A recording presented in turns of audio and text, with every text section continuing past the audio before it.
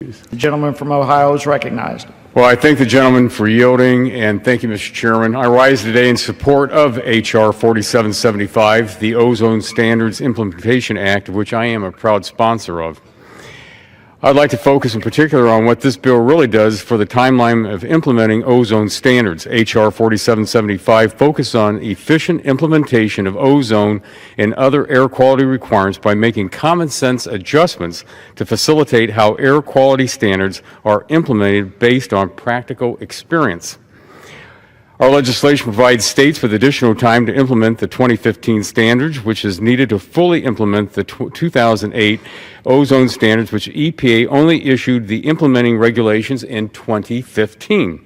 Further, H.R. 4775 allows EPA time to develop the new implementing regulations and guidance needed for the 2015 standards, and also allows EPA to clear its existing backlog of hundreds of implementation plans relating to other existing standards. Clean air remains our priority, and this legislation does not change the recent new ozone standard of 70 parts per billion. It does not change any of the standards set by the agency for any other criteria pollutants.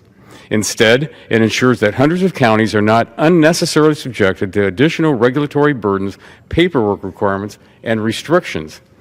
EPA projects that based on 2012 and through 2014 data, over 240 counties with ozone monitors would violate the 2015 standards, but they are already on track to meet those standards by 2025.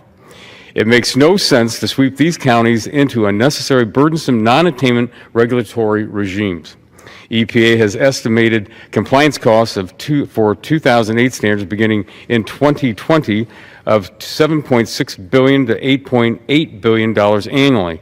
On top of these costs, EPA estimates the compliance costs for the 2015 standards beginning in 2025 of $2 billion annually, including $1.4 billion outside California and $800 million in California.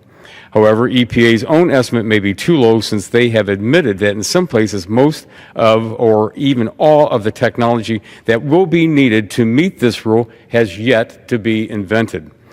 What this legislation postpones is the diversion of state resources from the most pressing challenges to meet a standard that EPA projects will be met anyway through measures already on the books.